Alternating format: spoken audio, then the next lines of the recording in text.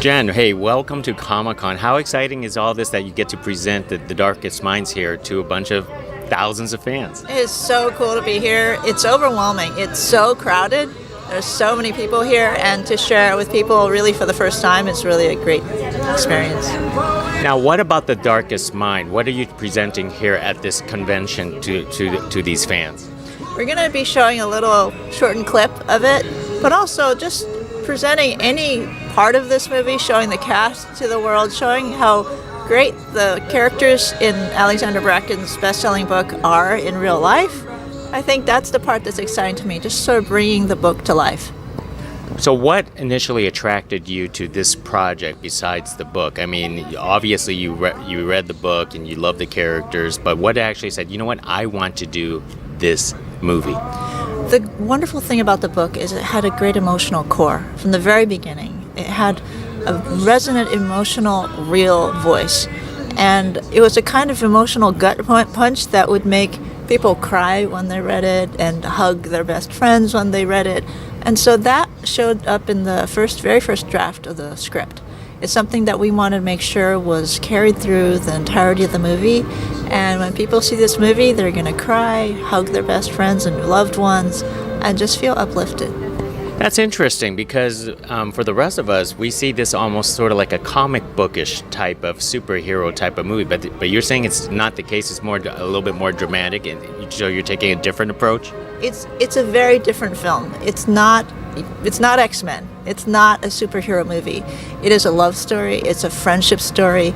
It's a relationship story about joy and about these kids basically finding the sort of value in themselves and each other. It's a joyous film. It's not dystopian. I think that freshness is something that people will be finding very unexpected, but it will make them feel like they've had a good time rather than feeling depressed. Now, one of the things that most people will find difficult is trying to adapt from book to screen, especially the die-hard book fans. How are you going to reassure to them that this is not going to be like the case? There are differences from the book simply because you're in a different medium. But one of the things that was very important to the fans and to me and to Alex, the author of the book, was making sure the characters were real. They are exactly what those characters were in the book. They are portrayed in a way that's very true to those characters in the book. And most importantly, why they are together. Their story is the same. We may change a few set pieces because we have to show it visually and to fit it in the length of the film.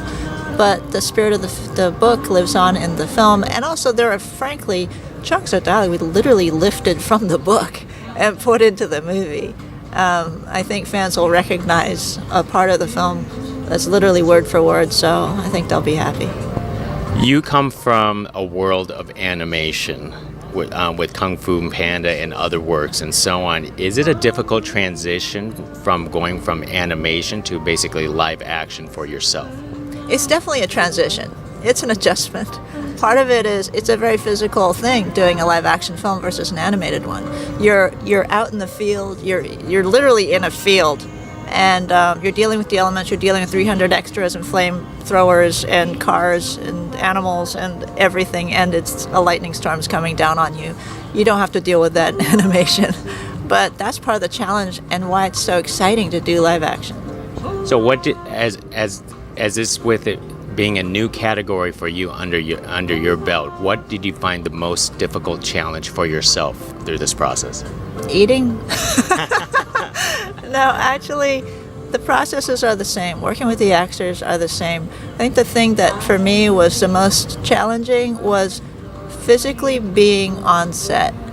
I'm not a loud person. I'm a very quiet person, and to get sort of the hand signals right so that you get other people to be able to scream action for you so that everyone can hear it, that's the sort of thing that for me was a jump. Now, being a fan of the book and obviously directing the movie, what's going to be your top favorite thing that you love out of this movie that you recommend fans that they can't wait for? I think the moment that I think fans will know this, the fans of the book will know this, the emotional moment in the book is completely intact in the film. It will make them cry. And let's talk about some of your future projects. Are you going to go into more live action stuff? Or are you going to go back, hopefully back into the world of animation, which you're very well known for? I am very happy to pursue a story and characters and emotional moments that speak to me.